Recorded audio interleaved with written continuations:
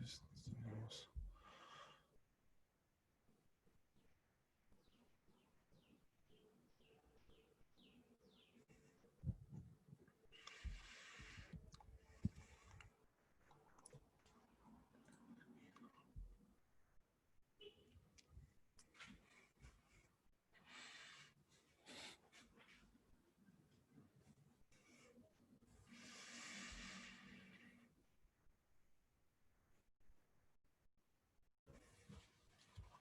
Ahorita, ahorita vengo.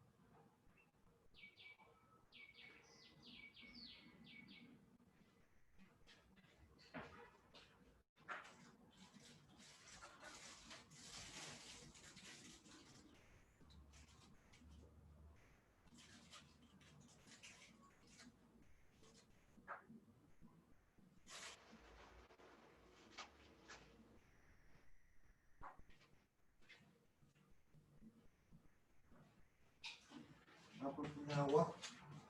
Agua. No, ya me puse. Ya. A ver.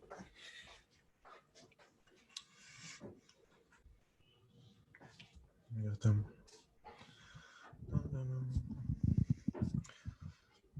Pero vamos a ver que empezar. Ahora sí tenemos que empezar temprano porque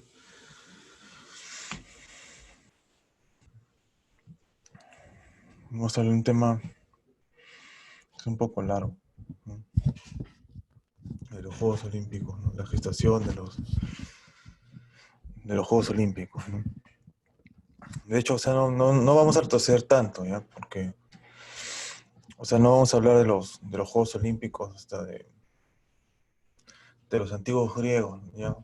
Sino de los Juegos, estamos hablando de los Juegos Olímpicos modernos, pues, ¿no? De los que se conocen actualmente, pues, ¿no? De los que nacen en 1896, ¿no? Pero todo el... cómo, cómo se generaron, pues, ¿no? ¿Quién fue su ideólogo, ¿no? Por decirlo de alguna manera. De eso vamos a hablar ahora. Y me permitirán que empiece en punto porque hay un compromiso importante. Como Ida Bolognesi, tengo deberes a cumplir a las 7:15, ¿no? Pero como decía Víctor Vich, ¿no?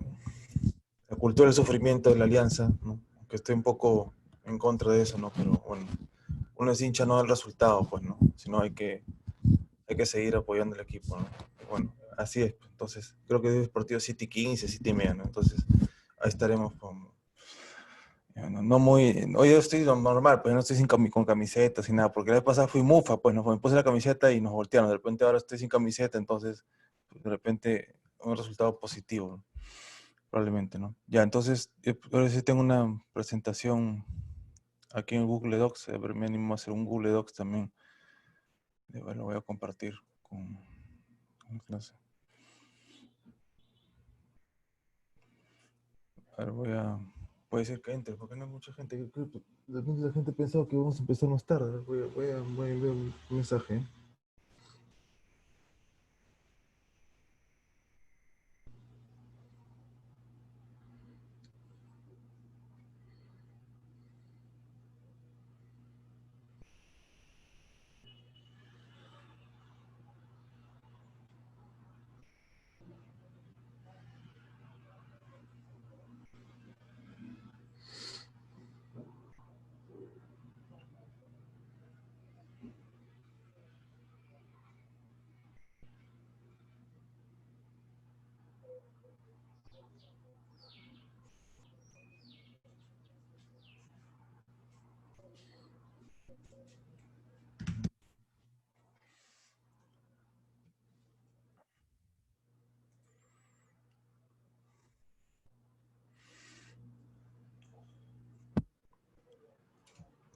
Hay que esperar 5 minutos, a ver.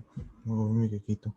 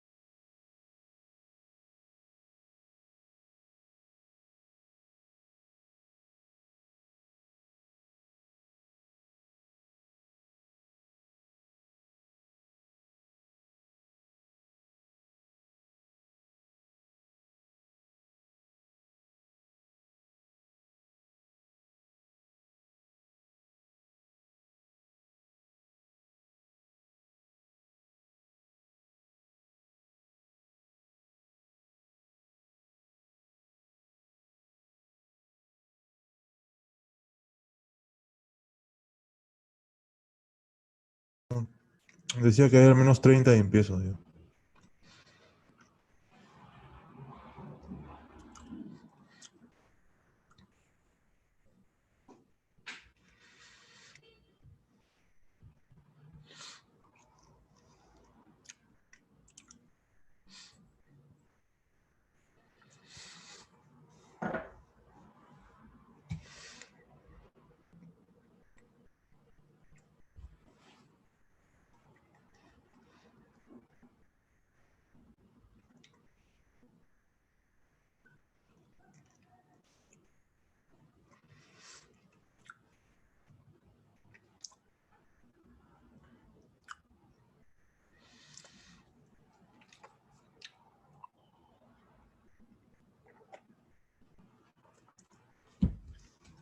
Ya.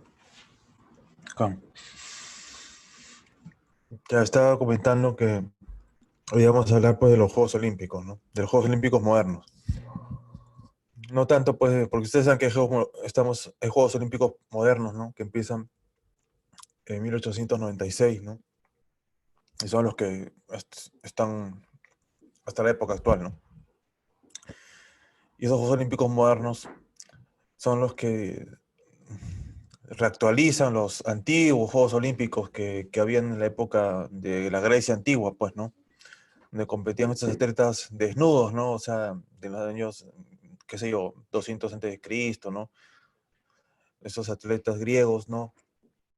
Donde de ahí viene pues la lucha grecorromana, ¿no? Habrán escuchado de repente, ¿no? Donde habían, si solamente, si se le podría llamar deporte, ¿no? Estos de lucha, ¿no? De repente carreras, ¿no? De ahí viene la maratón, ¿no? El nombre de este maratón, pues, de que venía de la ciudad griega de maratón, pues, ¿no? Una carrera de distancia, pues, ¿no? Más o menos. No, no vamos a hablar de eso. Vamos a enfocar en los Juegos Olímpicos modernos, pues, ¿no? En realidad va a ser, digamos, dos clases, porque lo que vamos a ver es un poco la gestación, ¿no? Y el ideólogo, el rol del ideólogo en la fundación, ¿no? De los Juegos Olímpicos modernos, que es el varón Pierre de Coubertin, ¿no? Y la próxima semana eso lo vamos a empalmar también con el tema de deporte y política, ¿no? Porque justamente un rol clave va a cumplir ahí, por ejemplo, los Juegos Olímpicos de Berlín 36, por ejemplo, ¿no? Y ahí lo podemos a poder empalmar con eso, ¿no?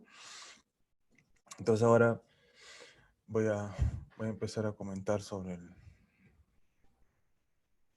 origen del... Bueno, Profe, una pregunta. ¿Los Juegos Olímpicos de 1936 es donde participa Perú? claro, sí, sí, y eso también me va a permitir, digamos, adelantar algunos temas ahí de Perú. Eso lo vamos a volver a tocar específicamente cuando hablemos ya del tema peruano, pero sí. Pero ojo, no es, digamos, no es el primer, digamos, Juegos Olímpicos donde tiene delegación Perú, por ejemplo, ¿no? Perú, si no me equivoco, tiene participación en Juegos Olímpicos del año 1904. Te doy el dato para la próxima semana.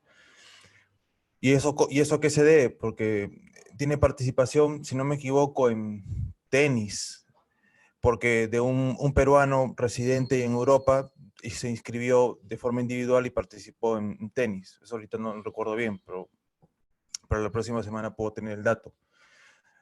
O sea, pero digamos, tiene, claro, mayor repercusión por todo el mito que se generó luego del abandono por el tema de la presentación de fútbol, ¿no? Pero no es la primera participación como, como delegación, sí, o sea, de forma de delegación, de conjunto, de que va desde el Perú a representarnos, pero ya antes, como digo, en 1904 me parece, ya hubo un representante. Si de repente ustedes lo googlean, lo van a encontrar. O sea, ya digamos, antes hubo representantes de forma individual, en deportes individuales, sí, hubo representantes peruanos. Me parece, creo que en 1904, en París, en 1904, si no me equivoco, ¿no? Eso lo puedo corroborar o confirmar para la próxima clase, ¿no? Pero como en forma de delegación, sí, en el 36. A ver, ahora vamos a... Acá voy a compartir la pantalla, a ver cómo está. Voy a ir aprovechando para... También tener unos videos. Se vayan cargando.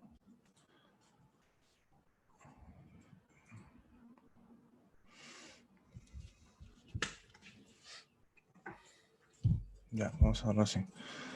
Vamos con lo de la explicación, ¿no? A ver.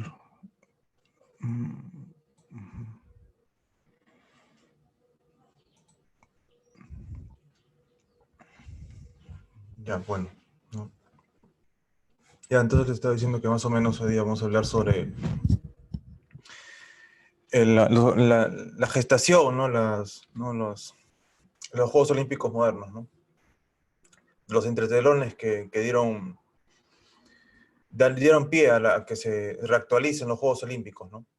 Teniendo en cuenta, pues, que los Juegos Olímpicos, pues, de la antigüedad, pues, estamos hablando de la antigüedad de Grecia, pues, ¿no? Grecia, de la época, pues, pero de repente los que han llevado filosofía antigua, pues, estamos hablando de 400 antes de Cristo, 300 antes de Cristo, de esa época, ¿no? Y luego vamos a tener un salto de casi 1900 años, pues, ¿no? Hasta que se reactualicen, pues, ¿no? Pero el tema aquí es que no, de un momento a otro, la idea no surgió de la nada, pues, ¿no? Eso es lo que vamos a tratar de explicar ahora, ¿no? Cómo surgió la idea y cómo los Juegos Olímpicos se fueron consolidando hasta convertirse, digamos, en un espectáculo global, ¿no? Que son actualmente, ¿no? Más o menos por ahí, digamos, es lo que quiero conversar y ir explicando ahora, ¿no? ¿No? Claro, la gestación de la idea de los Juegos Olímpicos, de hecho, forma parte de un proceso, ¿no? Creo que digamos, esa idea puede ir quedando clara y que sea relevante, ¿no? ¿Por qué es un proceso? ¿No? Primero porque estos Juegos, digamos, Olímpicos de la antigüedad, como les estaba diciendo, los que se celebraban pues en la antigua Grecia, de años, digamos, antes de Cristo, nunca quedaron olvidados, o sea, nunca fueron olvidados en los países europeos, ¿no? O sea, siempre de alguna manera estuvieron presentes, ¿no? ¿Cómo estuvieron presentes? Digamos que se organizaban juegos deportivos, ¿no? Juegos deportivos en algunas ciudades europeas, ¿no? O sea, se mantuvieron presentes en el sentido de que en la Edad Media, por ejemplo, se siguieron organizando festivales deportivos, ¿no? En algunas ciudades importantes, ¿no? Que de alguna manera mantenían vivo ese espíritu deportivo de la antigua Grecia, ¿no? Por ejemplo, ¿no?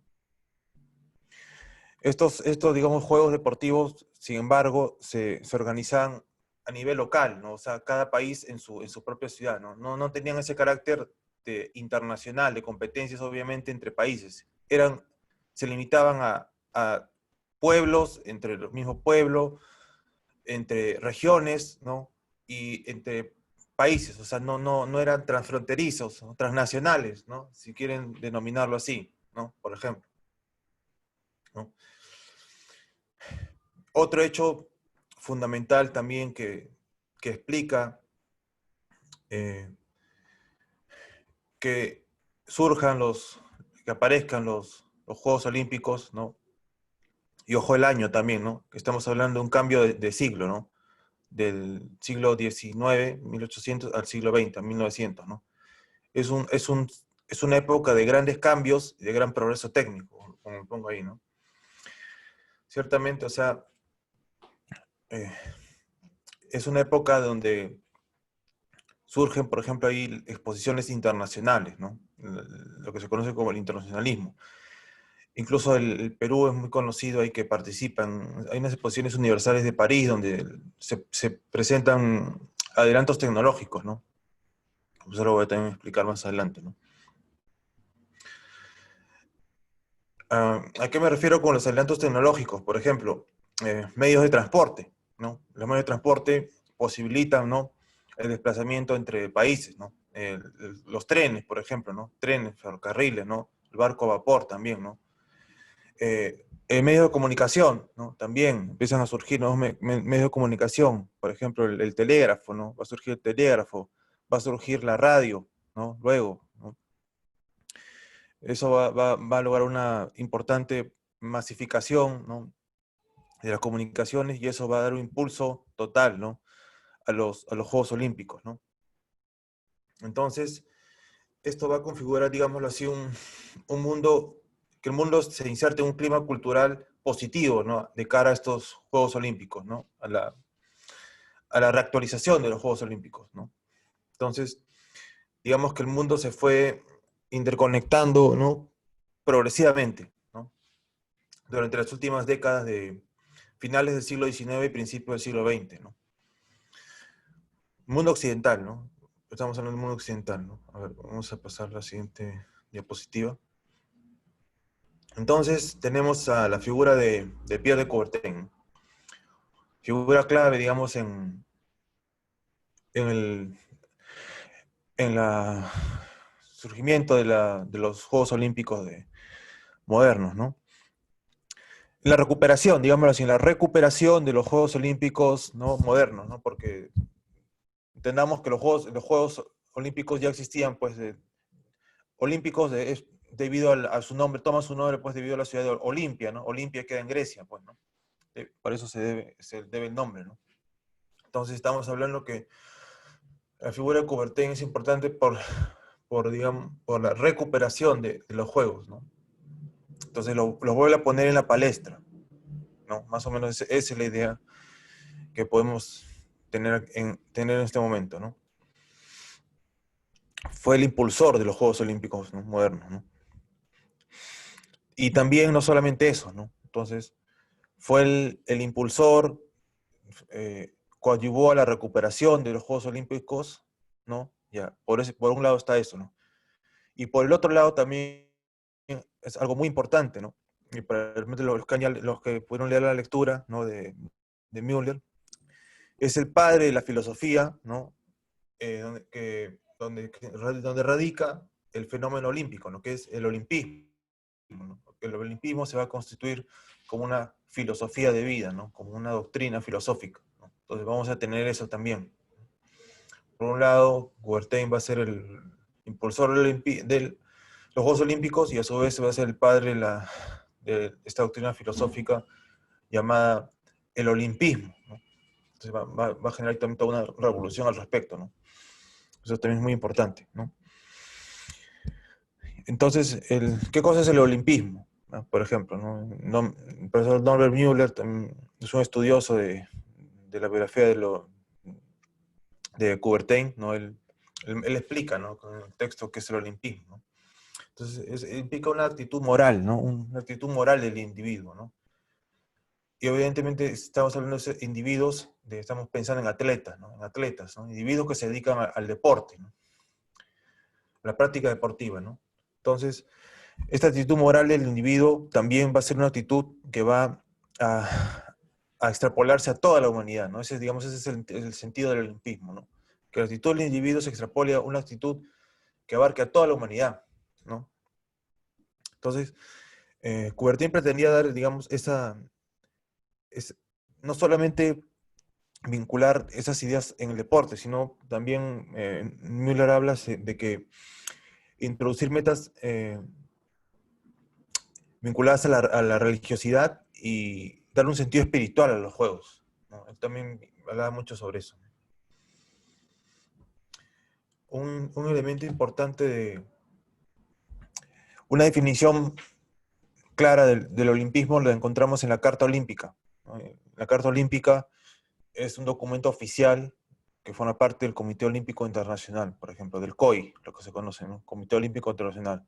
IOC, bueno, International Olympic Committee, en inglés, ¿no? Bueno, esta es una definición, la definición oficial, ¿no?, del olimpismo, de acuerdo al Comité Olímpico Internacional. Eso está establecido según la Carta Olímpica, por ejemplo, ¿no? No lo estoy inventando yo, eso es una definición oficial, ¿no? Bueno, lo que yo les estaba más o menos diciendo, ¿no?, que es una filosofía de vida, ¿no? Combina cualidades que se vinculan sobre el cuerpo, la voluntad y el espíritu, ¿no? El espíritu, ¿no? Entonces, asocia el deporte con la cultura y la formación, ¿no? Propone que el estilo de vida basado en la alegría, el esfuerzo, y algo muy importante ahí, un valor educativo, y eso también lo vamos a ver dentro de un momento, ¿no? Vincula el deporte con la educación, ¿no? Y eso es algo que también lo vimos la semana pasada con el tema de las public school inglesas. ¿Y eso por qué? Porque justamente lo vamos a ver dentro de un momento. Porque Coubertin se va a inspirar también en las public school inglesas. Va a beber de esos conocimientos de las escuelas británicas, va a estudiar todo eso y va a nutrirse de esos conocimientos y lo va a poner en práctica en su doctrina filosófica del olimpismo. Por eso es, básicamente, ¿no? Y obviamente también tiene un componente ético, ¿no?, detrás, ¿no? Entonces, bueno, entonces el objetivo del olimpismo bueno, en resumidas cuentas, podríamos decir que el objetivo del olimpismo es poner siempre el deporte al servicio del desarrollo armónico del hombre, ¿no? El hombre, el deporte con el hombre, ¿no? Pero siempre, digamos, procurando el desarrollo, favorecer, digamos, el establecimiento de una cultura de paz también, ¿no? El tema de la paz también es clave aquí, ¿no? Y ahora, digamos, son conceptos que también tienen que ver con el fair play, ¿no? Yo lo vincularía también con el fair play, ¿no? Es algo, es algo que también que se promueve mucho el olimpismo, ¿no? Establecimiento de una sociedad pacífica, el fair play, comprometida con el mantenimiento de la dignidad humana, por ejemplo, ¿no? Yo lo vinculé a eso, ¿no?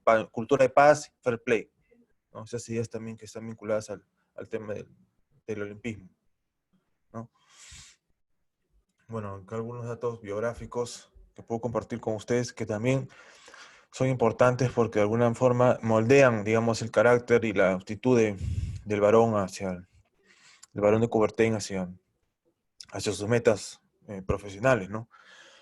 Bueno, Coubertin nace el 1 de enero de 1863, ¿no? Su familia nace en una familia aristocrática, ¿no? De clase media en Francia, bueno, estudia en un colegio jesuita, ¿no? En un primer momento tiene una formación militar, pero luego la deja, ¿no? Entonces estudia en la Escuela Superior de Ciencias Políticas. Ahí, digamos, aprende o se da cuenta que ésta usaba sistemas modernos de enseñanza y aprendizaje, y ahí, digamos, luego de esto, él desarrolla un interés por la cultura anglosajona, ¿no? Y es ahí de luego donde él va hacia aprender los métodos de enseñanza en Gran Bretaña, ¿no? Él pasa unas temporadas allí, digamos, capacitándose, por decirlo de alguna forma, aprendiendo del sistema del público de enseñanza, no público, sino, mejor dicho, aprendiendo el sistema de enseñanza de las public school inglesas, ¿no? ¿No?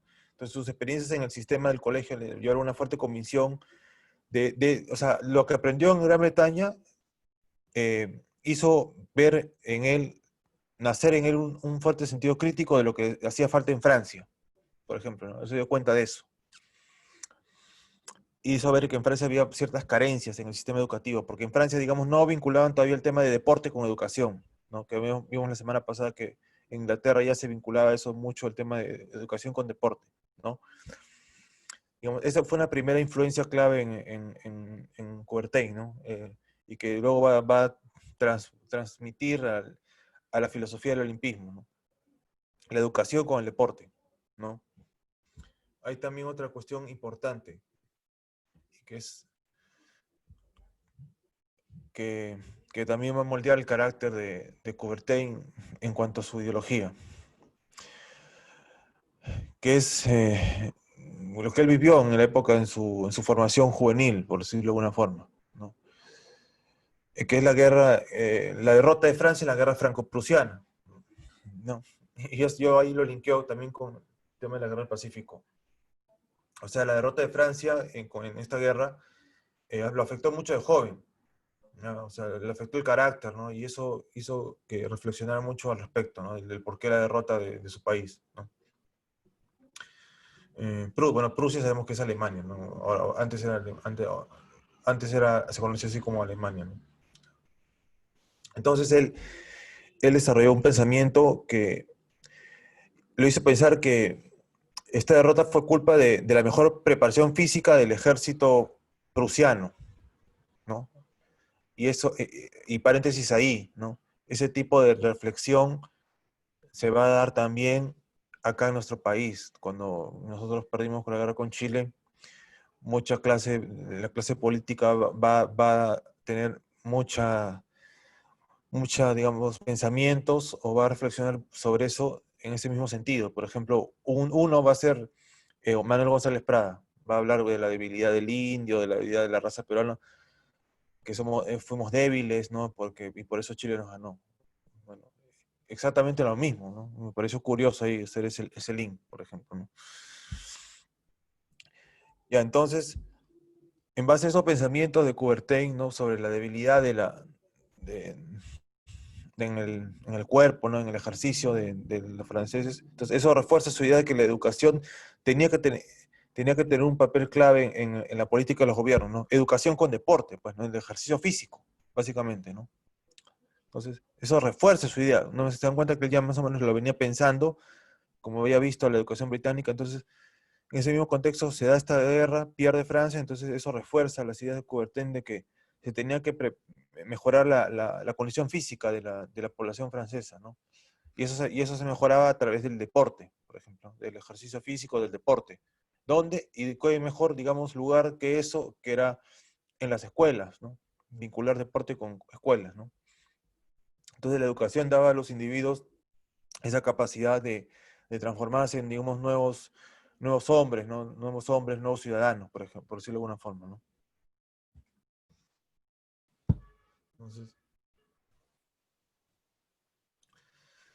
Entonces, Coubertin se propuso reformar la educación francesa, ¿no? Entonces, tuvo, digamos, ese objetivo.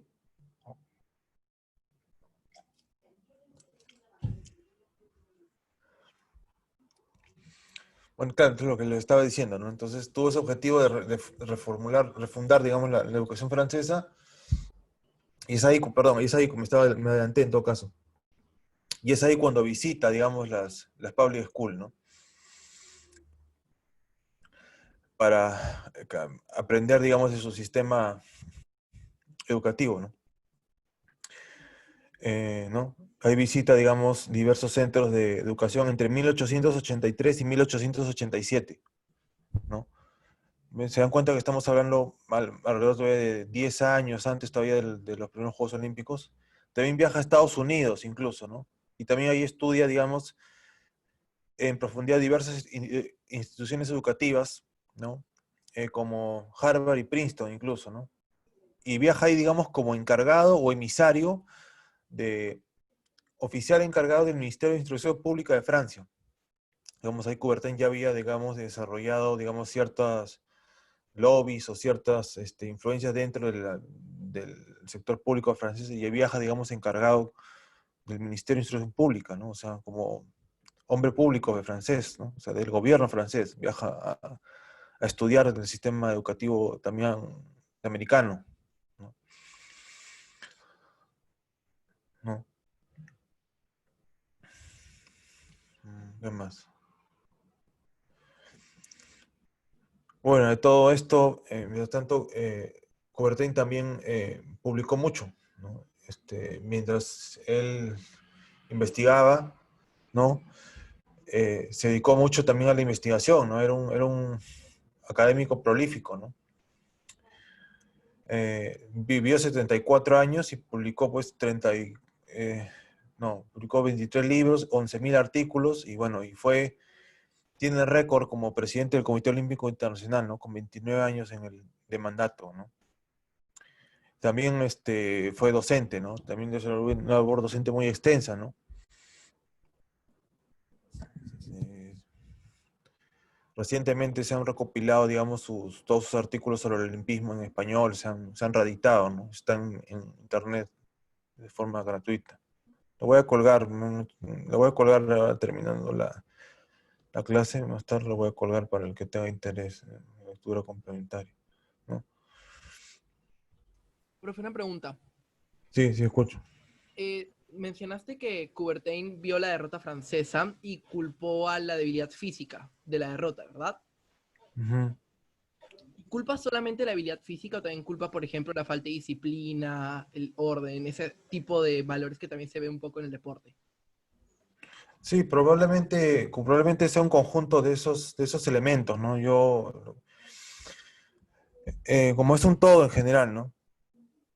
Es eso, digamos, es todo un conjunto de valores morales, valores axiológicos en realidad, ¿no? La verdad, sí, podría decirse que es un conjunto de valores que son atribuidos como un campo semántico, ¿no? Disciplina, ¿no? Condición física, ¿no? Sí, podría ser. La verdad que no es no, la lectura que yo tengo no ha ahondado mucho en eso, simplemente se refería a esa parte específica de la debilidad física, ¿no? Te mentiría si fuera ahí ahondando. Yo supongo que probablemente podría ser también, ¿no? Porque cuando estábamos hablando la semana pasada de las escuelas en Reino Unido, el deporte justamente aparecía como una solución para moldear el carácter, ¿no? Entonces también probablemente podría funcionar de ese modo también, ¿no? Es posible, es posible. Es probable que sí. A ver, entonces, eh, acá ya terminé. Ya, entonces tengo aquí las...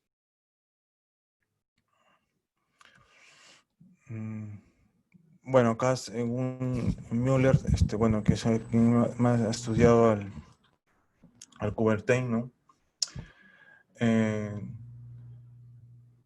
uno de sus últimos discursos, ¿no? Coubertin eh, señala, digamos, sus tres máximas, ¿no? Del olimpismo, ¿no? Está en un discurso emitido por radio en 1935, ¿no?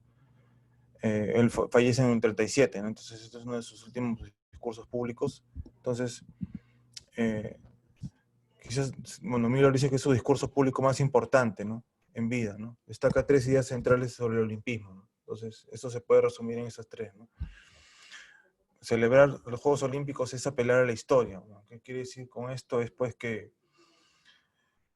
los Juegos Olímpicos, bueno, son un rescate, ¿no? Por decirlo de alguna manera, un rescate del pasado, de la tradición, de los Juegos Helénicos antiguos, ¿no? De los que se celebraban pues en la Grecia antigua, ¿no? El 2 es, lo del olimpismo no es un sistema, sino una actitud espiritual y moral, ¿no? Ahí, digamos, ahí lo que quiere decir es que está construyendo, que está postulando el olimpismo como una filosofía, ¿no? Espiritual y moral, lo que ahí, digamos, estaría tratando de decir es que son, digamos, cualidades, valores que se atribuyen al propio ser humano, ¿no? Por decirlo. Y el otro dice, a ver, perdón, lo pasé. Mi fe inquebrantable en la juventud y el futuro sigue siendo el principio del trabajo, de la vida del trabajo. Bueno, acá apela al tema de la juventud, ¿no? Sobre todo porque en esa época me vinculaba el tema de los atletas, ¿no? La juventud con la educación, juventud con educación, ¿no? Y eran los jóvenes que lo que practicaban mayoritariamente los deportes, ¿no? A lo que se buscaba que practiquen los deportes, ¿no? ¿Se acuerdan que la semana pasada también estábamos diciendo que se buscaba, digamos, disciplinar a los jóvenes de alguna manera con los deportes? Todavía, digamos, esa visión, digamos, de disciplinamiento, de tutelaje con el deporte, ¿no? Podría ser de esa forma. A ver. No. Bueno, lo que estaba diciendo es que murió en 1937, ¿no? Entonces, aquí hay una estela, esto es en la ciudad de Olimpia, la misma ciudad de Olimpia, en Grecia. Entonces, aquí ha sido enterrado, digamos, su corazón fue enterrado aquí en una estela que se levantó en marzo de 1938 para conmemorar la restauración de los Juegos Olímpicos, ¿no? Antiguos, ¿no? Pues este es un monumento en la misma ciudad de Olimpia. O sea, su voluntad fue que su corazón se enterrado en la misma ciudad de Olimpia, ¿no? De Coubertin, ¿no? A ver, tengo...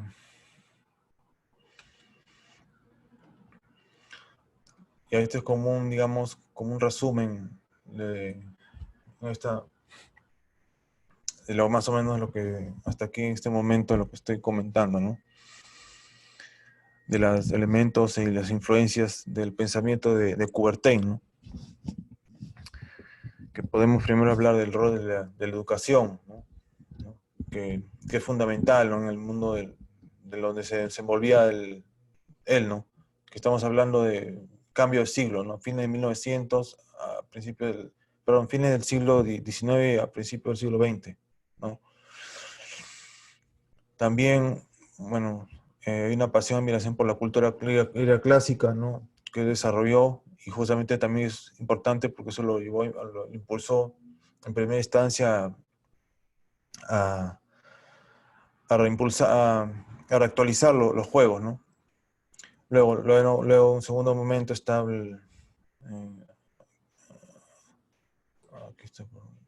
aquí el estudio de la administración del sistema anglosajón, ¿no? Que ya dije, ¿no? Pasó unas temporadas estudiando el sistema educativo, ¿no? De las public school, ¿no? Luego vendría aquí, ¿no? La educación intelectual tiene que ser acompañada con el ejercicio físico, ¿no? La inclusión de los deportes, ¿no? En la educación, ¿no? Otro elemento importante es la cultura de paz, que eso, bueno, eso después se va a hacer, digamos, pieza clave en la filosofía del olimpismo, ¿no? Se refleja esto en el tema también del fair play, lo que se conoce como el fair play, la cultura de paz, ¿no? Que ver al deporte, digamos, como una herramienta de hermanamiento entre países, puede ser, digamos, que el fin, digamos, último de la competencia deportiva no es tanto encontrar ganadores y vencidos, sino, digamos, el fin ulterior en este caso simplemente es competir en buena lid, ¿no? Competir sanamente, ¿no? Ese tipo de cuestiones, ¿no? Aunque, bueno, ahora, digamos, eso también entra en contradicción, ciertamente, o sea, es paradójico, porque bueno, en ese momento, en esta época todavía no sé, no es el tema ahorita que estoy tocando, pero eso después va a entrar en contradicción con el tema de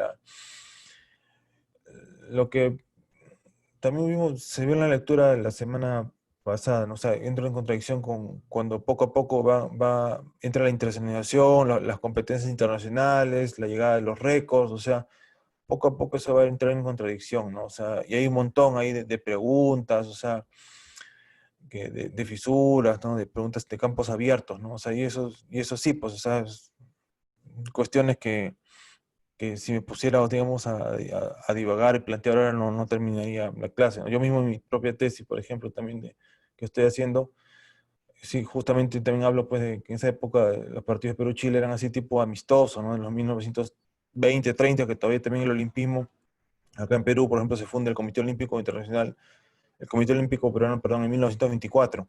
Entonces, en esa época todavía también acá en Sudamérica, la filosofía del olimpismo también estaba muy fuerte todavía, ¿no?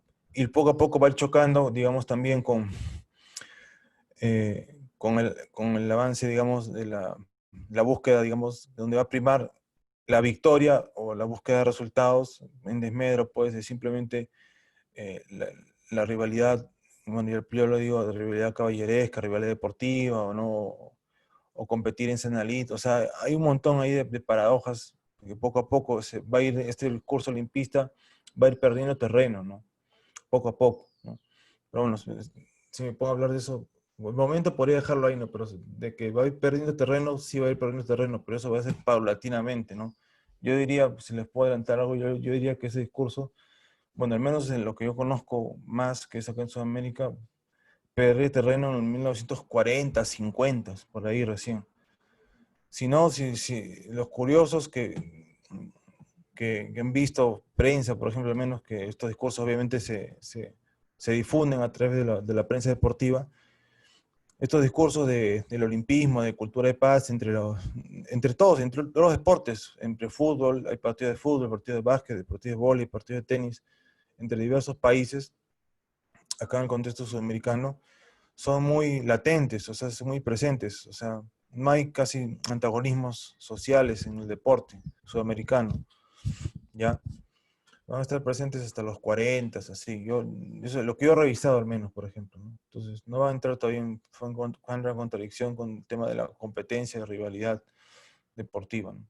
Bueno, eso ya es también para investigar, por ejemplo, ¿no? Eso es interesante también, pero ese es otro tema, por ejemplo, ¿no? A ver qué más hay. Ah, ya, esto, de los precedentes, a ver.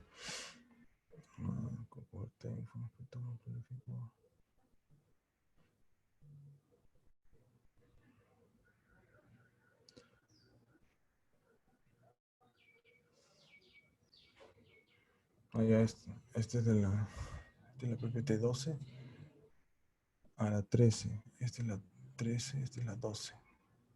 La 13.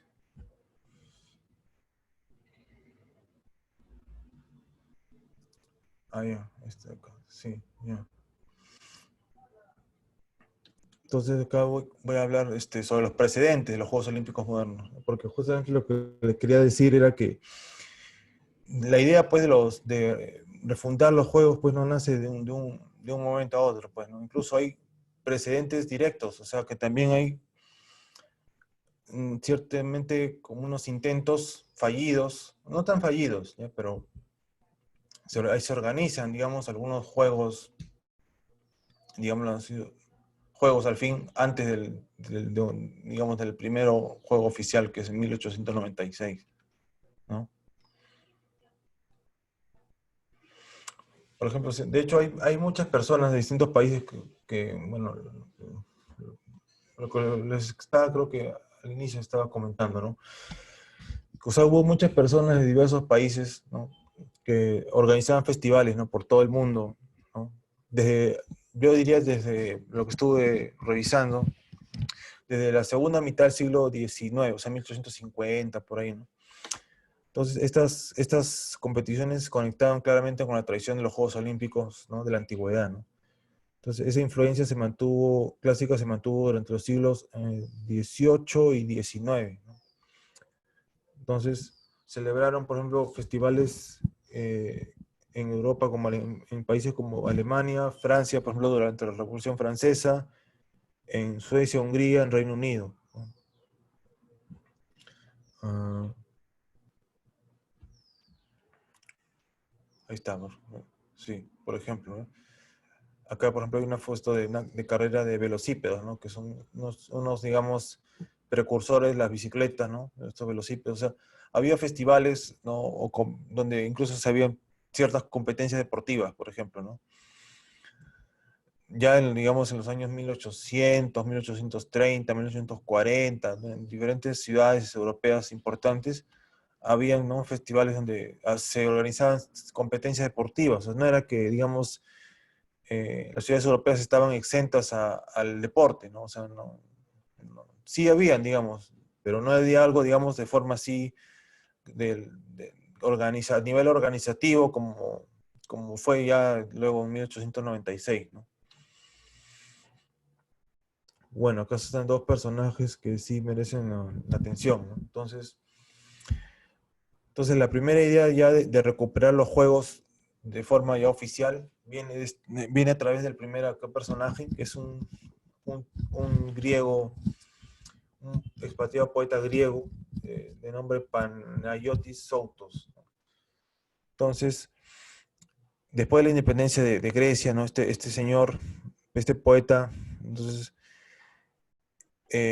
también digamos, intentando también de forma nacionalista, ¿no? Como recién se había independizado Grecia, entonces de forma nacionalista este poeta intenta, digamos, recuperar de cierta forma las glorias pasadas de Grecia, ¿no? ¿No? Entonces, tiene esta idea de recuperar los juegos, ¿no? Entonces, en 1835, ¿no? Este señor, digamos, propone la idea, a, obviamente, a través de, que lo canaliza a través de su gobierno, ¿no? Pero ¿quién, digamos, toma la idea, eh, la hace efectiva, ¿no? Entonces,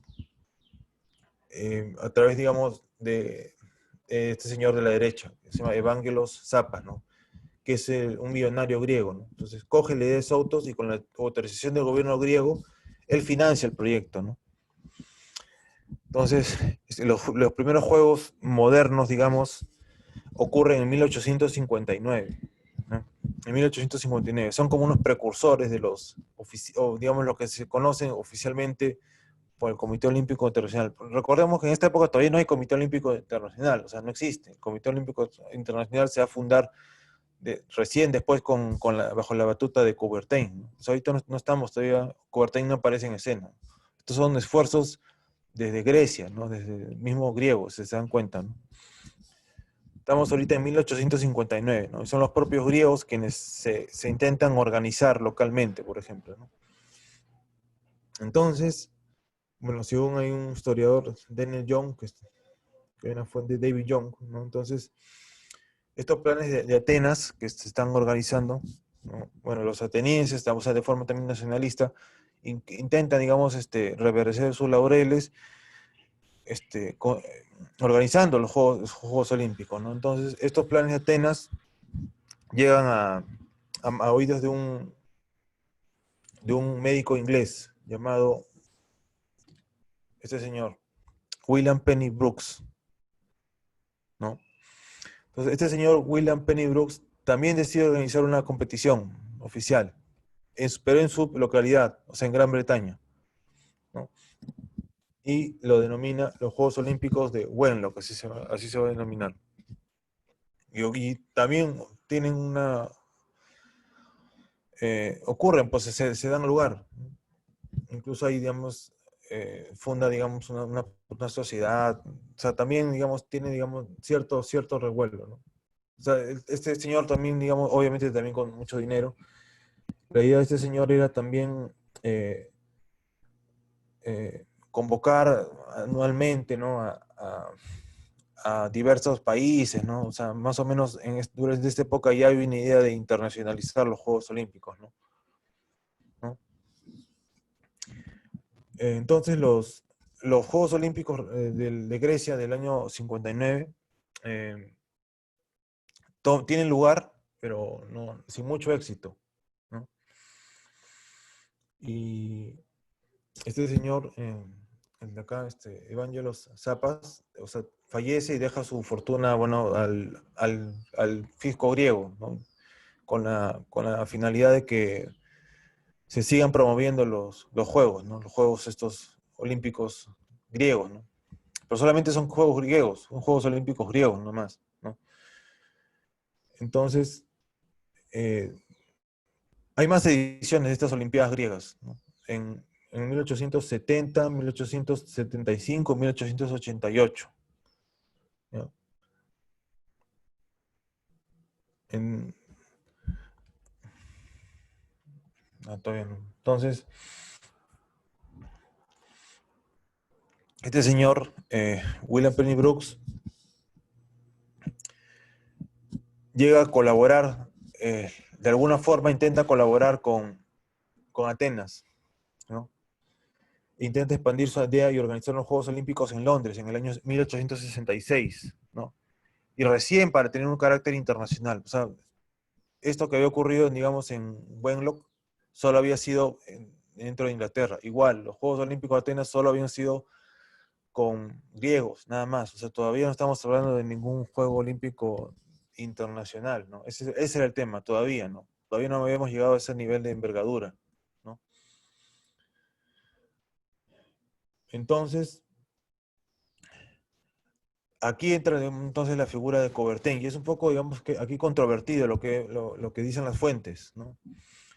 Porque es donde su viaje, cuando Coubertin está visitando, ¿no? Su viaje de reconocimiento de las escuelas, public schools, ¿no? Para aprender del sistema educativo inglés, ¿no? Es ahí donde Coubertin entra en contacto con este doctor, ¿no? William Penny Brooks, y ahí Coubertin se entera de los planes de este doctor, ¿no? Para internacionalizar los Juegos Olímpicos, ¿no? Y según las fuentes, bueno, de este historiador Daniel Young, Coubertin es como que si se hubiera copiado de todos los planes de William Penny Brooks Y luego después Coubertin, digamos, va a replicar prácticamente toda la idea de los Juegos Olímpicos y no le va a dar ningún crédito ni a este señor. Bueno, eso es lo que dice, digamos, este historiador Daniel Young, ¿no? O sea, mejor dicho, Coubertin, digamos, se va a atribuir después toda la idea de la gestación de los Juegos Olímpicos, cuando obviamente ya desde el año 66 este señor ya habíamos tenido cierta idea de colaborar con los griegos para internacionalizar los Juegos, ¿no? Incluso hay, digamos, unos libros, unas ciertas investigaciones, ¿no?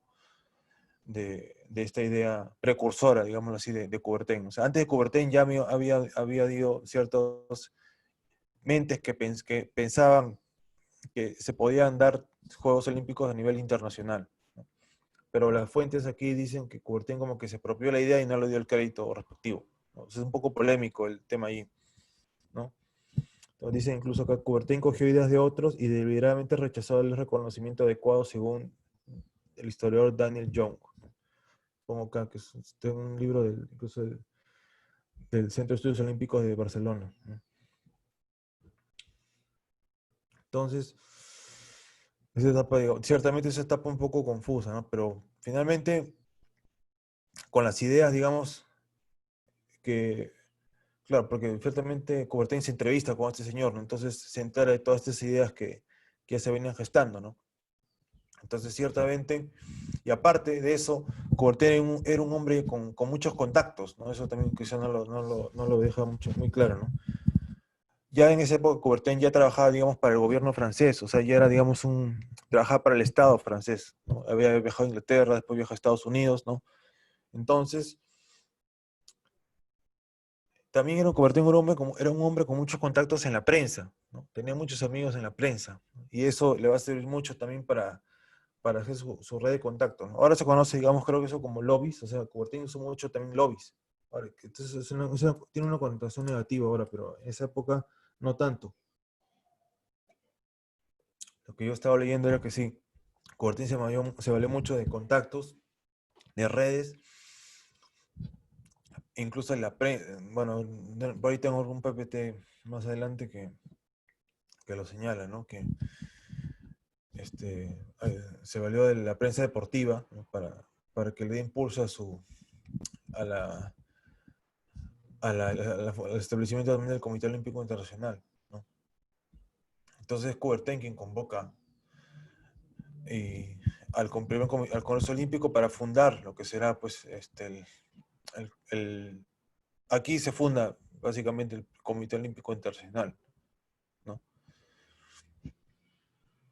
Y obviamente en la Sorbonne, en París, o sea, digamos, Coubertin está haciendo de local, ¿no? En términos futboleros, ¿no? Todo, digamos, todo el escenario se presta para eso, ¿no? ¿No? Entonces, ahí hubo representantes de distintos países, ¿no? La mayoría eran europeos, pero también de los Estados Unidos, ¿no? También había gente de los Estados Unidos, Coubertin había estado en los Estados Unidos, ¿no? ¿No? Entonces, bueno, 2000 personas, ¿no? Ahí se constituyó el Comité Olímpico Internacional para los Juegos Olímpicos, ¿no? Y se decidió que, bueno, ¿qué fue? Porque estamos.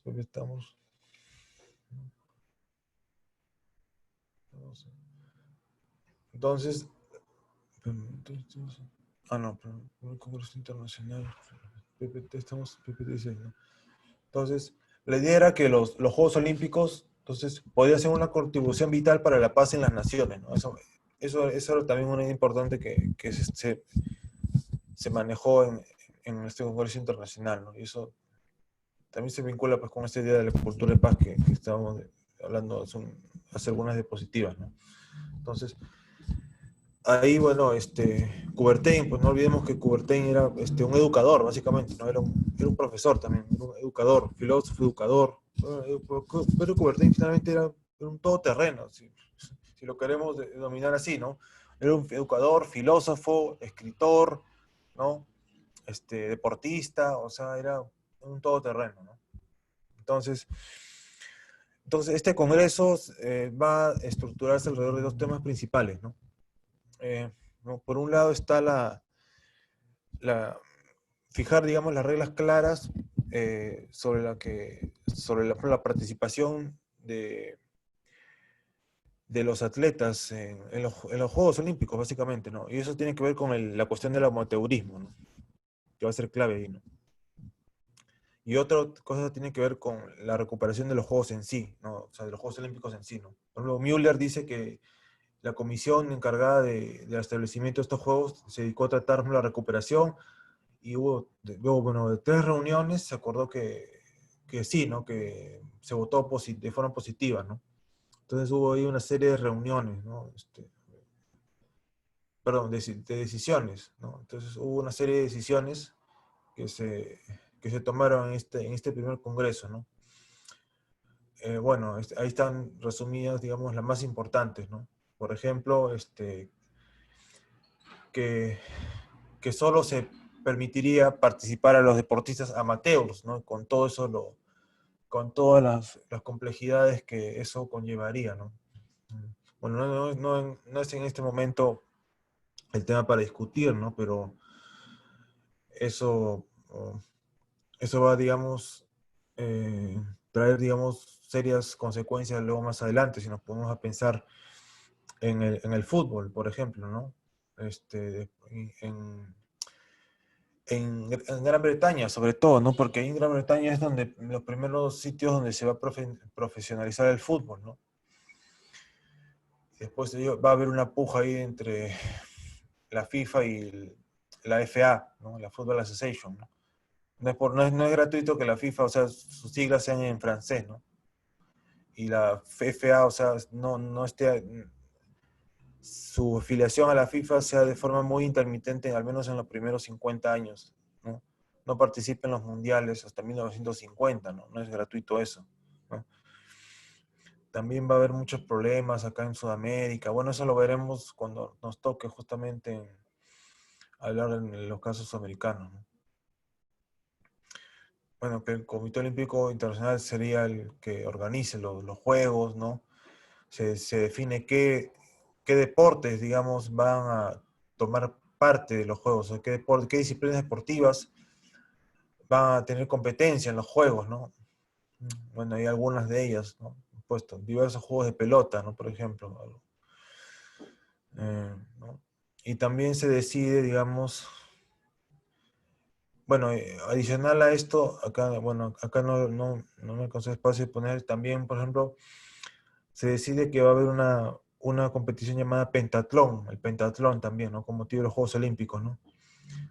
También se daría un premio de alpinismo también, ¿no? Alpinismo, ¿no?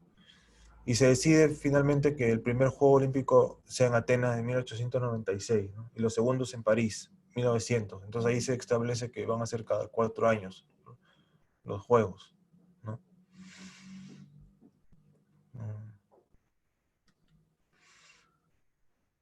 Entonces, claro, como yo les estaba diciendo, Coubertin fue un hombre de gran talento para las relaciones públicas, ¿no? O sea, tenía muchas relaciones, mucho donde hay de conversación, ¿no? De contactos, de redes, ¿no? Y también tuvo muchos contactos en los periódicos parisinos, ¿no? Entonces, él había planeado o sea, en esta reunión de 1894, ¿no? O sea, el Congreso Olímpico de París de 1894, él había propuesto que el primer Juego Olímpico sea en París en el año 1900, ¿no? Esa era su idea en primera instancia, ¿no?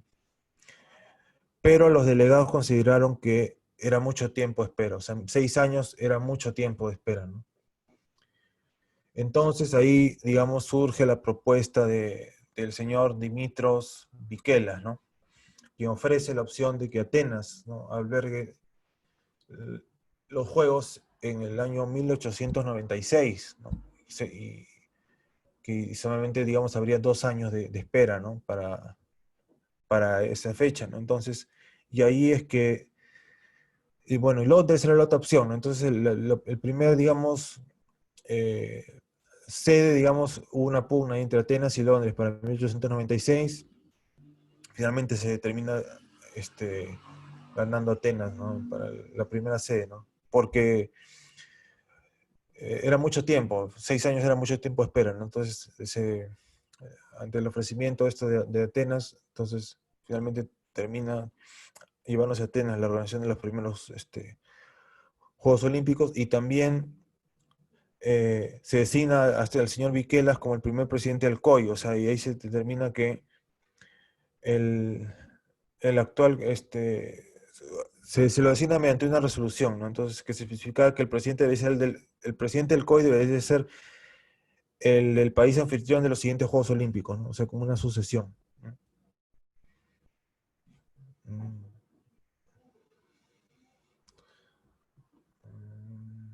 Más.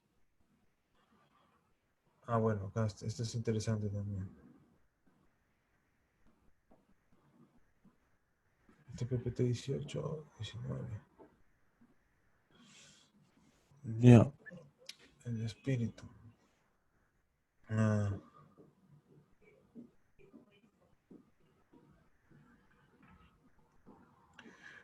claro, bueno, acá hablamos del espíritu de los Juegos Olímpicos modernos, ¿no? O sea,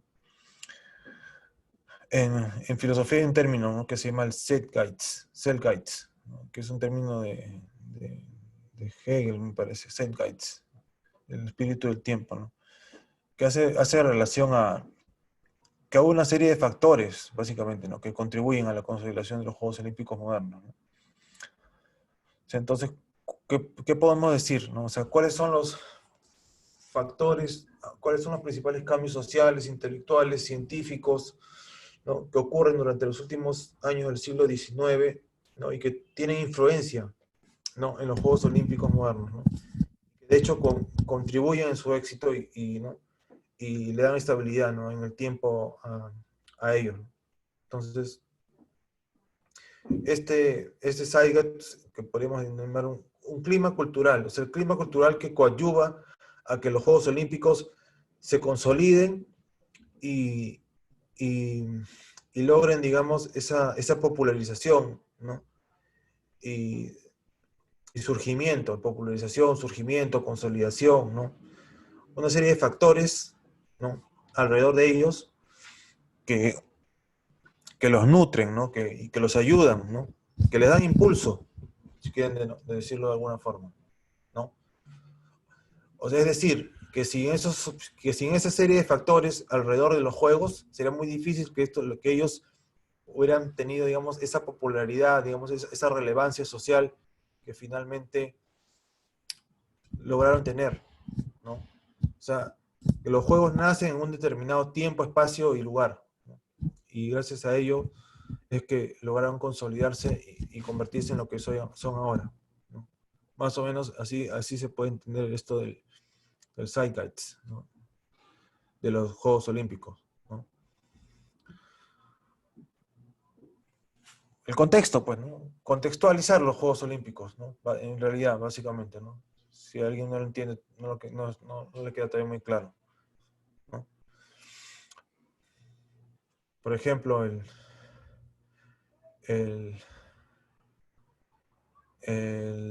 tema o sea, de hecho, en la época donde nacen los Juegos Olímpicos es una época, pues, de grandes cambios tecnológicos, comunicativos, intelectuales, sociales, ¿no?, de gran creatividad y despertar cultural, ¿no? O sea, en definitiva, grandes cambios, procesos de todos los tipos, ¿no?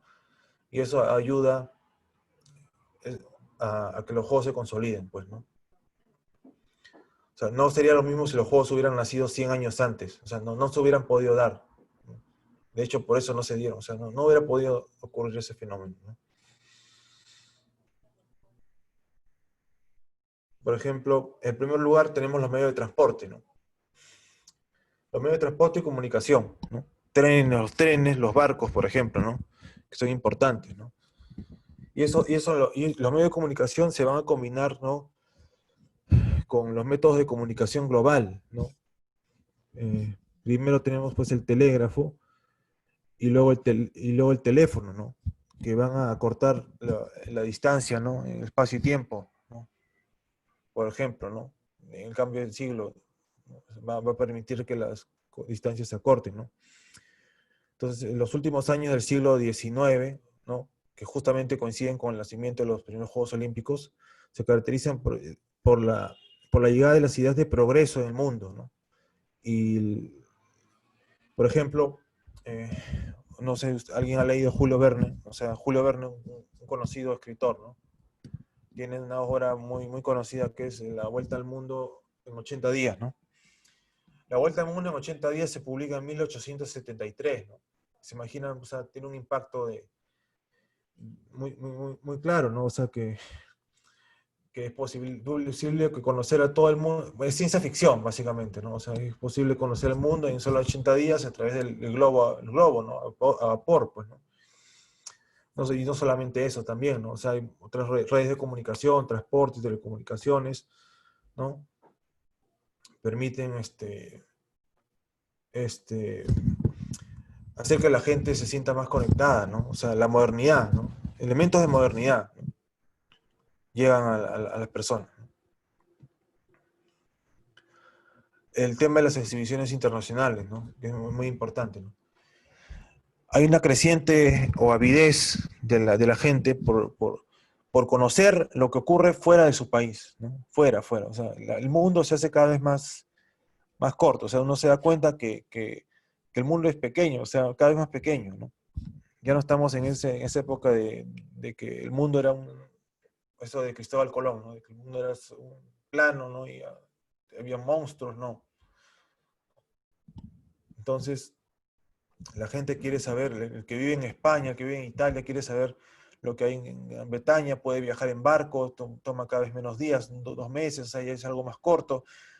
Escucha de la India, de repente quiere saber qué es la India, escucha de Sudamérica, ¿no? Sabe que viajando en barco, qué sé yo, 3 meses, pero llegan, o sea, tiene un conocido que ha cruzado el océano, ha regresado, ha estado en Estados Unidos, ha vuelto, o sea, hay avidez de conocimiento, ¿no? Entonces, y eso se da a través también del progreso tecnológico en las exposiciones internacionales, que es un tema muy conocido, ¿no? 3 de las más grandes y importantes tuvieron lugar en París, en 1878, 1899 y 1900, ¿no? Estas exposiciones, por ejemplo, exaltaron la ciencia, la electricidad y los nuevos medios de transporte e industrialización, ¿no? Como grandes motores del progreso global. Y ahí es relevante también porque Perú también estuvo representado ahí, por ejemplo, ¿no? Es también muy interesante, ¿no?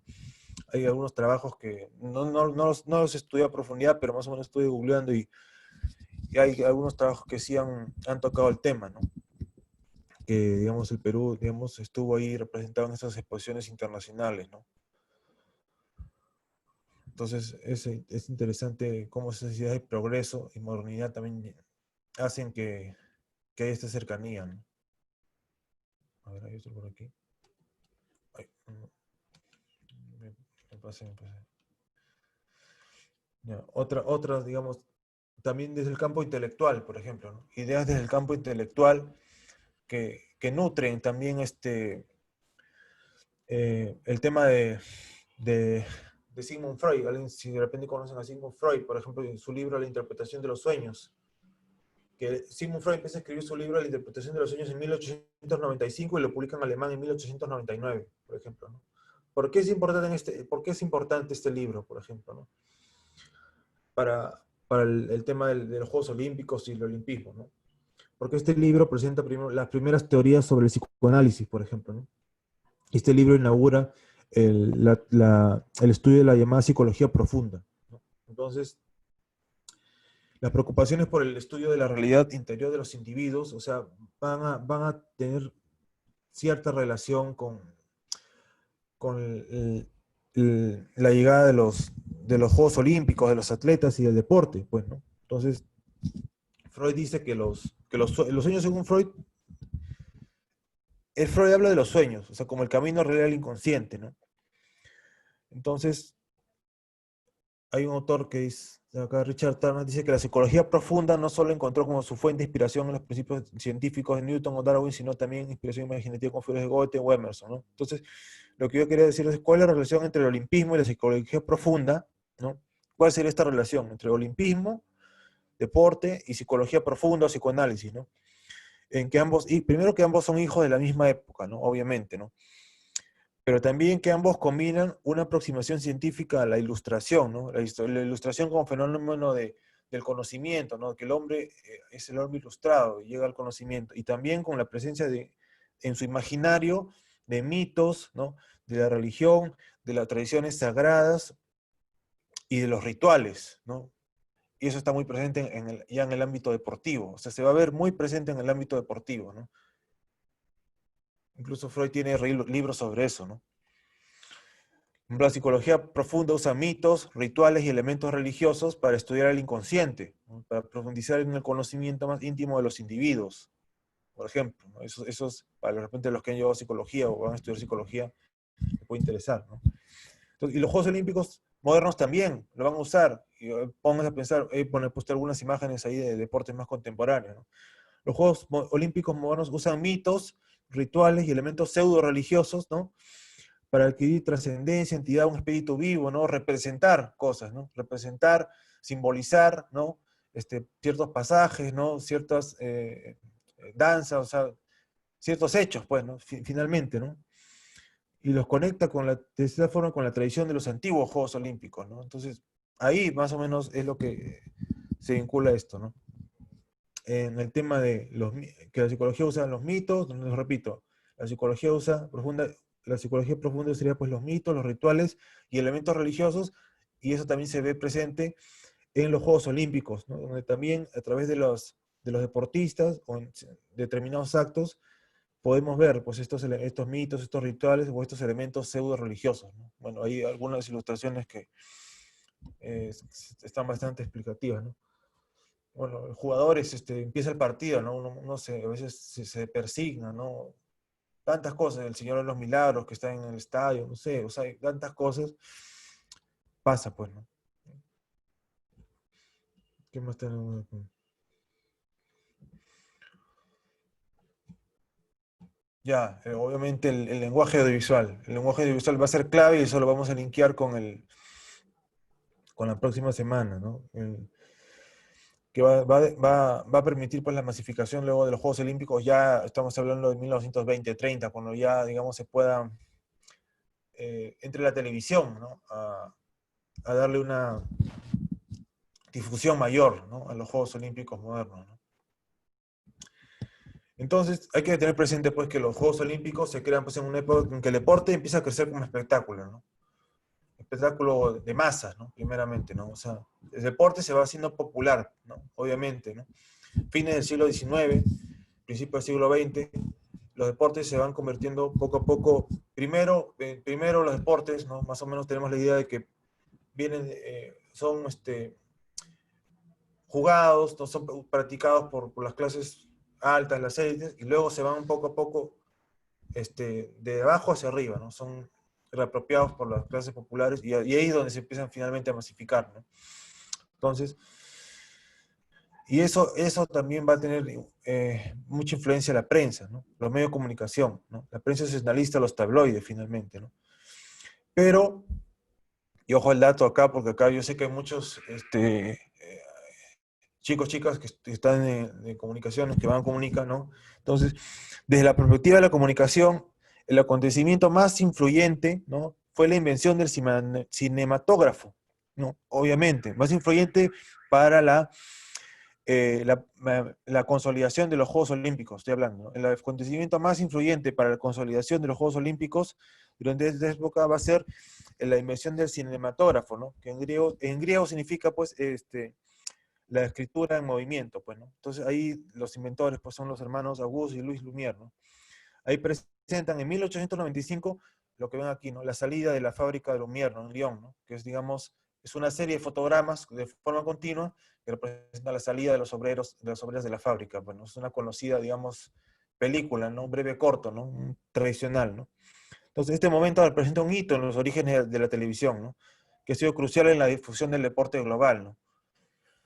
¿Por qué? Porque después es la llegada de la televisión a los Juegos Olímpicos, ¿no? Va a ser clave, pues, ¿no? Televisión en Juegos Olímpicos va a ser un match que hasta ahorita no tiene pierde, por ejemplo, ¿no? A eso es a lo que yo me refiero, ¿no? Va a ser una relación que hasta ahorita fluye, digamos, un amor incondicional, no sé cómo denominarlo, cómo le dicen ustedes ahora, ¿no? ¿No? Todavía no pasó esto, ¿no? Entonces, el cinematógrafo va a ser muy importante, ¿no? Porque lleva la creación del lenguaje de las imágenes en movimiento, ¿no? O sea, que es el lenguaje audiovisual. Estamos hablando del lenguaje audiovisual, ¿no? O sea, lo que ven en televisión, cine, se llama, digamos, técnicamente como lenguaje audiovisual, ¿no? Entonces, es un modo de expresar el sentido a través de las imágenes, ¿no? Entonces, eso es algo totalmente nuevo, pues, en esa época. Pónganse a pensar, ¿no? Incluso hay una anécdota muy común, no sé si alguna la ha escuchado, ¿no? Que cuando la primera vez que se proyecta esto en el cine, o sea, los hermanos Lumière, o sea, ponen su película que es el tren llegando, entonces la gente se asusta y se va, ¿no? Porque es la previsión del tren, se va acercando al tren y la gente cree que el tren va a salir de la pared, ¿no? De la proyección. Entonces la gente se asusta y se sale del cine, ¿no? Que es la primera vez que ven algo, es como si fuera un 3D, pero es 2D, ¿no? Pero la gente cree que se va a salir, pues, ¿no? Y, digamos, se choquea a la gente, ¿no? ¿No? Entonces, Roland Barthes, también, que es un semiólogo muy conocido de las comunicaciones, ¿no? Nos dice que la fotografía es la presencia de una ausencia, pues, ¿no? Básicamente, ¿no? Entonces, las imágenes es porque las imágenes pueden representar movimiento, ¿no? Finalmente, el cine, pues, es una concatenación de imágenes puestas, digamos, a través de la máquina del cinematógrafo que lo va rodando, pues, ¿no? Son una serie, es como una película, ¿no? Páginas continuas, las pegan y las ruedas y se proyectan, pues, ¿no? Básicamente así funciona, ¿no? Entonces, luego, ¿no? Algunas décadas más tarde, entonces la combinación del cinematógrafo con un sistema de telecomunicaciones, ¿no?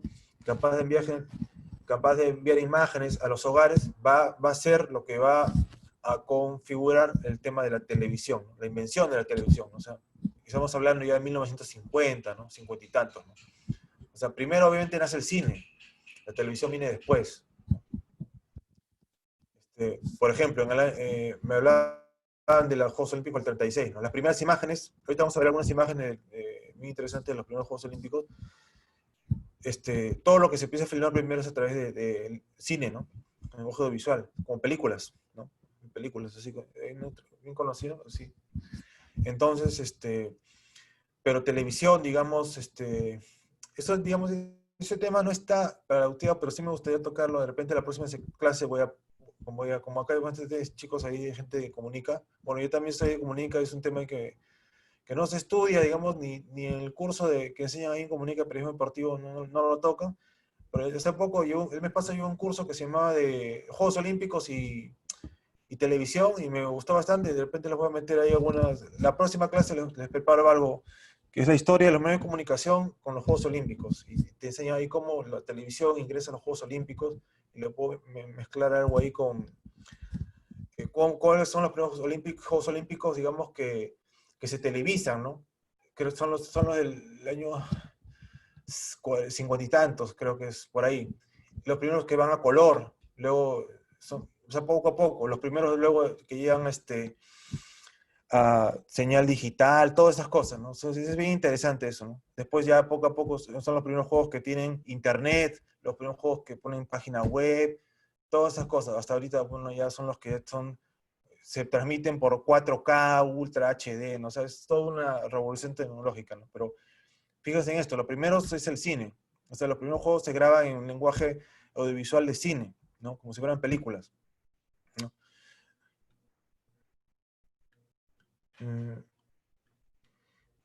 Más adelante vamos a volver a retomar esto porque va a ser interesante también el concepto de narrativa que tienen estas primeras imágenes. O sea, se van a grabar las imágenes, pero sin ningún tipo de hilación, o sea, sin ningún tipo de concepción de contar una historia. Simplemente van a ser tomas, tomas, tomas, tomas, o sea, como si fuera una secuencia, secuencia, secuencia. No había la concepción de contar una historia a través de las imágenes, ni contar una historia de una competencia, no había ni siquiera ese concepto todavía en los años 1900, 1904, 1908, no había. Recién justamente en los Juegos Olímpicos de 1936 va a ser toda una revolución. Lamentablemente no pude conseguir ahí en la, ¿cómo se llama? En Holly, no me pudo conseguir el documental que hay un documental Olimpia, justamente del año 1936, donde justamente mandan a hacer un documental en 2 partes, ¿no?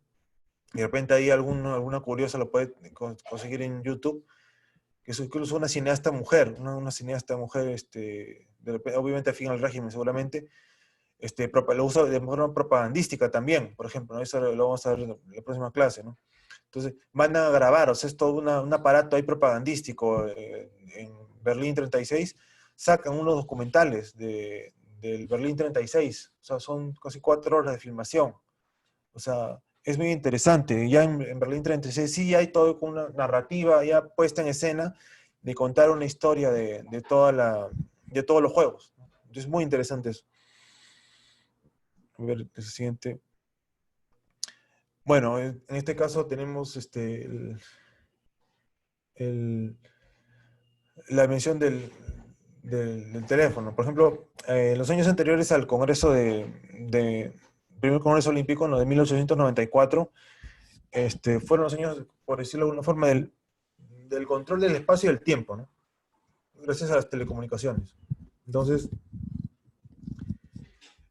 antes del teléfono teníamos el telégrafo, ¿no? O sea, ya se había inventado el telégrafo, ¿no? Entonces, el teléfono es patentado por ese señor, ¿no? Alexander Graham Bell en el año 1876, ¿no? Y esto ya está muy cercano ya al nacimiento de los primeros Juegos Olímpicos, ¿no? Entonces, las primeras comunicaciones internacionales, ¿no? van a datar entre, por ejemplo, entre París y Bruselas en el año 1887, y luego va a ser entre Londres y París en el 1891. O sea, más o menos, justamente en esa época del nacimiento de los Juegos Olímpicos, va a haber estos adelantos tecnológicos, ¿no? O sea, si se dan cuenta, es toda una amalgama de procesos tecnológicos que van a coadyuvar, ¿se dan cuenta? Al nacimiento de todo esto, ¿no? Entonces, ¿no? A ver, también tenemos, ¿qué más? Ah, bueno, el rol de la prensa, ¿no? Sí, a ver. Eh, mm,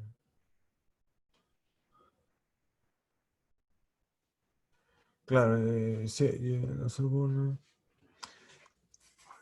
ya, bueno, claro, sí, ya había mencionado esto previamente, que Coubertin tenía muy buenas relaciones también con la prensa, ¿no? Entonces, en este sentido, la prensa deportiva también yo creo que jugó un rol fundamental allí, ¿no? En la prensa, bueno, ahí Coubertin, en el discurso, en el año 1800, este es un discurso en el mismo Congreso Olímpico, ¿no? A ver, aquí hay otro. Bueno, acá algunos comentarios de las primeras transmisiones. Por ejemplo, en Ámsterdam y en Los Ángeles ya hubo algunas transmisiones radiofónicas, por ejemplo, ¿no? Eh, y yo creo que el éxito de los Juegos Olímpicos, de los primeros Juegos Olímpicos, de hecho, se garantizó sobre la base de la alianza con los medios de comunicación. O sea, Coubertin no, la alianza de Coubertin con los medios de comunicación no era gratuita. O sea, él sabía, digamos, de que el éxito de los juegos para el éxito de los juegos, mejor dicho, para el éxito de los juegos era necesaria que hay una estrecha alianza con los medios de comunicación, ¿no? Llámese prensa escrita y llámese también, en este caso, ya las telecomunicaciones, ¿no? La radio, por ejemplo, ¿no? Entonces, eh, ya en esta época ya empezaban a hacer, por ejemplo, una gran presa de masas, ¿no? Que se relacionaba con la industrialización y una creciente interés en el deporte, ¿no? Ya poco a poco, ya estamos hablando ya que el nacimiento también de las secciones de deportes en los propios diarios, ¿no? Ya poco a poco estamos dejando de tener noticias. De repente, para alguien que ha tenido la oportunidad de ver diarios antiguos, en esas épocas ya solamente se estaba dejando simplemente de mencionar resultados deportivos a aparecer ya la página deportiva en sí, o sea, con crónicas deportivas, con informes deportivos, con columnas deportivas. Ya poco a poco el deporte está teniendo un interés propio, ¿no? Entonces, en estos años posteriores aparece, por ejemplo, la radio y la televisión. Te voy a dejar de compartir para poner un mix acá de un...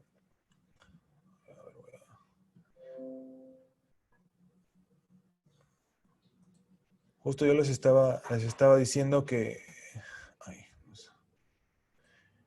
que no había, digamos, una suerte ahí en estas imágenes, no había, digamos, una idea de contar una historia en estas imágenes por ejemplo, esa es una imagen, ahorita la vamos a ver, que es sobre el vínculo, un momentito. Ya, por ejemplo, estas son imágenes de los Juegos Olímpicos de Ámsterdam 1928. A ver, tenía una más, a ver.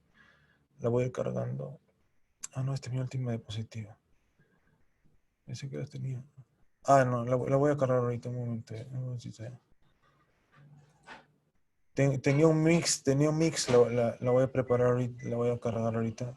Justamente sobre las primeras imágenes que hay de los Juegos Olímpicos, que son de...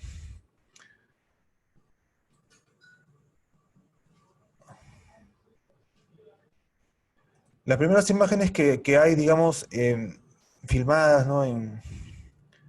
Son del año 1904, si no me equivoco. Son son del 1904, según el mismo Comité Olímpico Internacional. ¿No? Ahorita lo vamos a...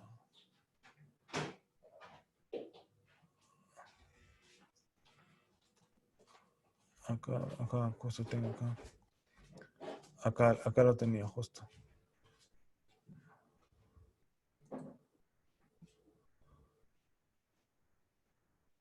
A ver, ahí, acá lo tengo. Ya, esto lo voy a compartir, este primero, ¿ya? Este es del año 1908, que son las primeras imágenes que hay ahorita del canal oficial, o sea, que es dueño de los derechos del Comité Olímpico, y noten, digamos, que no hay una narrativa coherente, o sea, son solamente una sucesión de imágenes, ¿no? Eso justamente les quería hacer, digamos, la aclaración para que se den cuenta.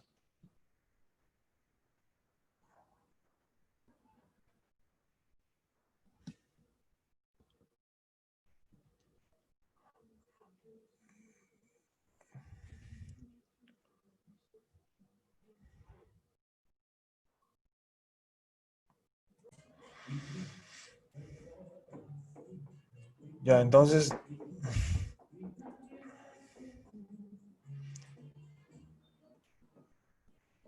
bueno, ya estoy para terminar, bueno, estaba terminando. A ver, voy a...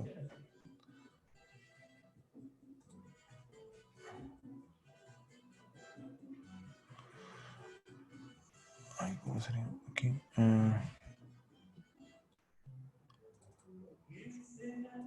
Profe, ¿cuánto gana Alianza hoy día? Está difícil, ¿ah? Está difícil. Yo he dicho que no pierden la apuesta. Espérate. Ya voy a terminar ahorita la presentación.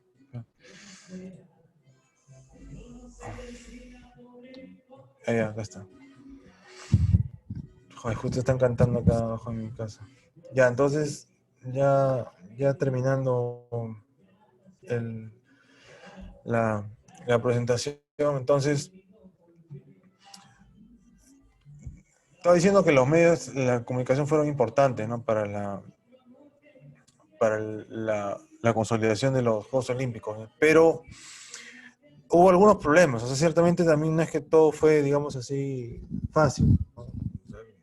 Por ejemplo, algunas fuentes señalan de que algunas fuentes del Centro de Estudios Olímpicos de Barcelona, por ejemplo, señalan que algunos lobbies, sobre todo, por ejemplo, de la radio, tenían temor, por ejemplo, les pongo un contexto, ¿no?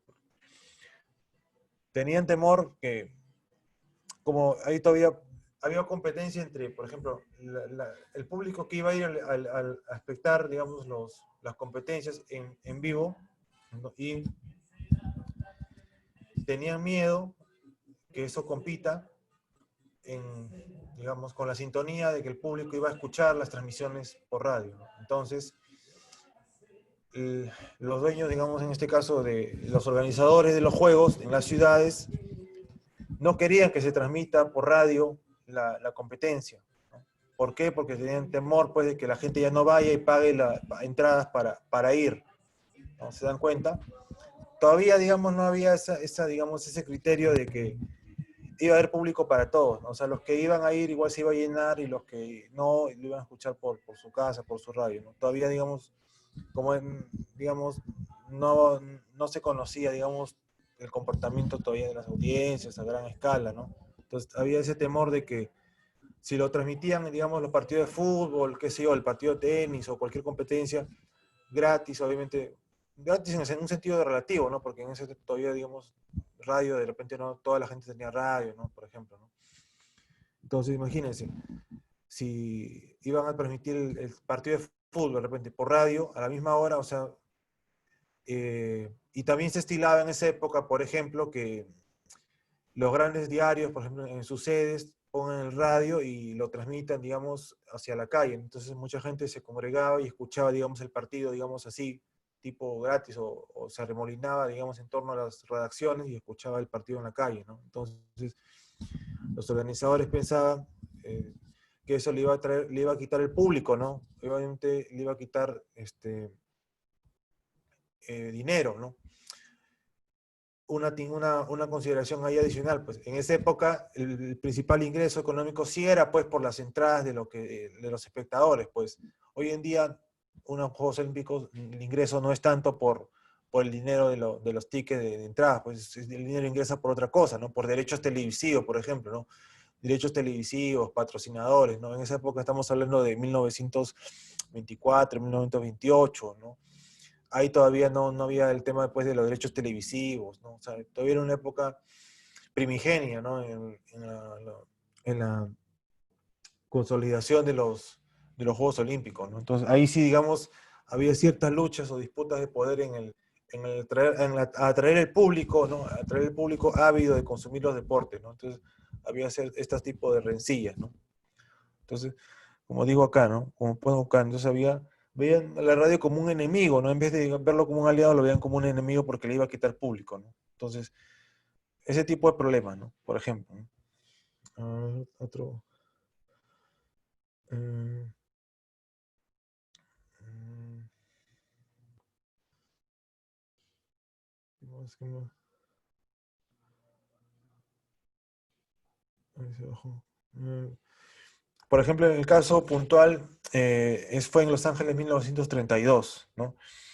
Por ejemplo, ahí la industria de Hollywood, que fue, digamos, lo que puso, digamos, el dinero para los Juegos Olímpicos, o sea, parte del comité organizador, ¿no? Entonces vio, digamos, ahí como una serie de amenazas a su dominio al mercado del entretenimiento, ¿no? Por ejemplo, hubo un lobby ahí de la prensa. Por ejemplo, también hubo problemas para transmitir, digamos, durante los Juegos Olímpicos de Ámsterdam, por ejemplo, ¿no? En Los Ángeles 32, el comité organizador de los Juegos restringió las transmisiones radiofónicas porque temían que la radio pudiera afectar a la venta de entradas para los estadios, ¿no? Lo que le decía, ¿no? Y los distintos recintos, ¿no? En esos años la venta de entradas para las competiciones era la fuente de ingresos más importante y casi exclusiva para el comité organizador de los Juegos, ¿no? Ahora ya pues eso es distinto, ¿no? O sea, la venta de entradas no representa, no es más importante, por ejemplo, ¿no? Yo diría que no. A ver, entonces, sobre esto ya estamos ya terminando esto de aquí, ¿no? Sí, sobre esto ya. Entonces, para la otra clase, lo que yo les estoy pidiendo aquí, creo que a Anderson le pasé un link. Para la otra clase vamos a tener un invitado, ¿no? Un colega mío, un profesor Peter Watson, ¿no? Británico, él, pero habla obviamente profesor de español, ¿no? Ha vivido muchos años en Colombia, ha investigado su tesis doctoral incluso sobre el fútbol colombiano, entonces habla perfectamente español, pero no va a hablar de cricket, ¿ya? No va a hablar de la historia del cricket, algo que ni yo conozco mucho, ni ustedes no me conocen, ¿no? O sea, me parece interesante que nos hable un poco de eso, ¿no? Porque de repente algo del fútbol podemos conocer mucho, de repente el rugby algo, de repente algo más, de repente poquito, pero podríamos conocer. Por el cricket yo creo que sí, casi nada pues conocemos. Entonces, algo nos podrá instruir, ¿no? Entonces, para eso, entonces, la idea es que podamos ver un documental, ¿no? Ahí he puesto, está, digamos, en el Paideia, digamos, ahí lo he colgado en el Paideia, también está en la semana 5 del Paideia, entonces ¿no? El Paideia está en la semana 5, he colgado el video del documental, ¿no?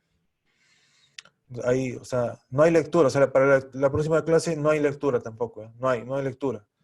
La tarea es que tienen que ver el documental. Tienen que ver el documental, ¿para qué? Para hacer preguntas para la próxima semana, ¿no? Para ahí el profesor ¿Y no va a haber Peter. Twitter, profe?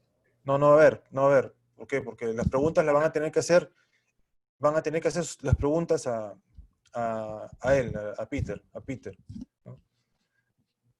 Entonces van a tener que ver el documental. De repente del documental podrán hacer una pregunta o la exposición de él, ¿no? Él también va a venir con una presentación, creo que 20 minutos, 15 minutos va a hablar su presentación. Él va a hablar de los orígenes del cricket, ¿no? De la difusión, de los primeros partidos internacionales, del tema de la colonización, pues, ¿no? Creo, dónde se difundió el cricket, ¿no? Luego ahí vamos a hacer alguna ronda de preguntas y van a poder preguntarle, ¿no? Y eso, ahí va a consistir, digamos, su participación, ¿no? Para la próxima semana, ¿no? Entonces, o pueden ver el documental y sobre eso preguntar, o también, digamos, preguntar sobre lo que él exponga, digamos, el miércoles, ¿no? Entonces, eso sí tiene que estar temprano, a las 5, porque él solamente se va a quedar 40 minutos, porque después tiene otra charla en Colombia, entonces tiene que ir al toque, se tiene que, digamos, no nos puede acompañar, digamos, más de 45 minutos. A ver, ¿qué han estado escribiendo?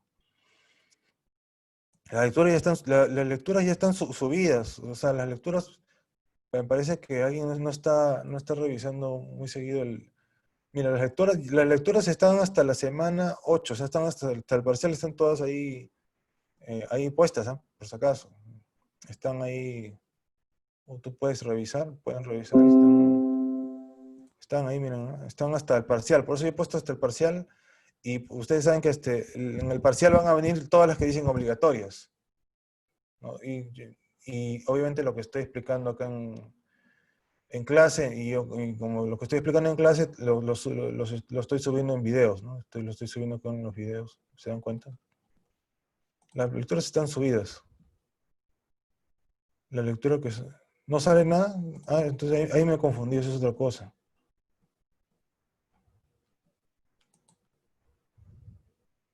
Ah, ya, entonces yo me he confundido, tiene razón. Ah, ya, entonces ahí es un error mío, entonces. Ah, no, es que la he borrado hoy día, creo que me he confundido, la he borrado hace un momento.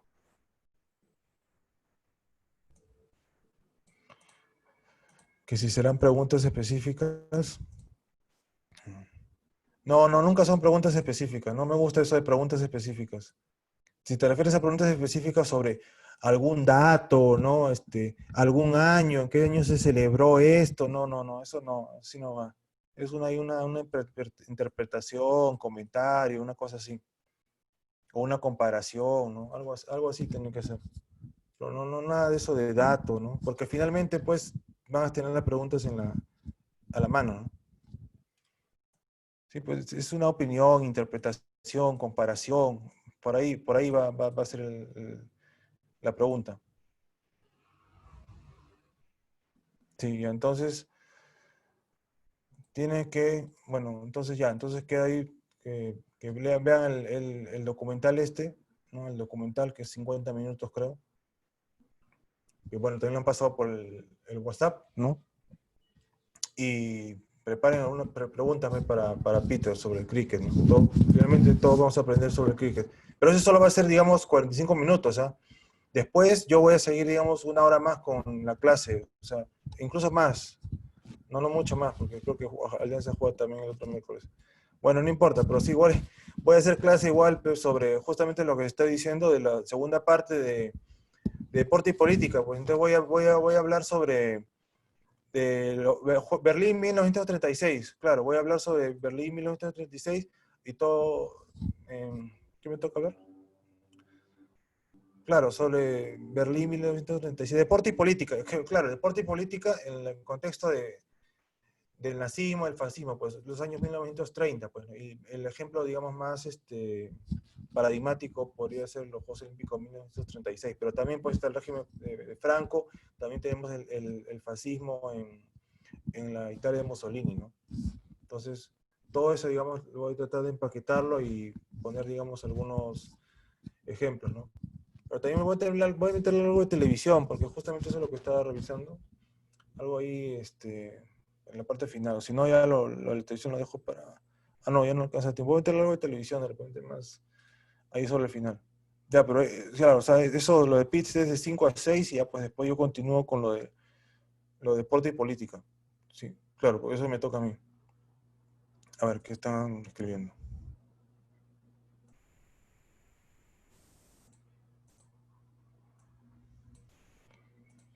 No, no, ya, entonces estamos quedando.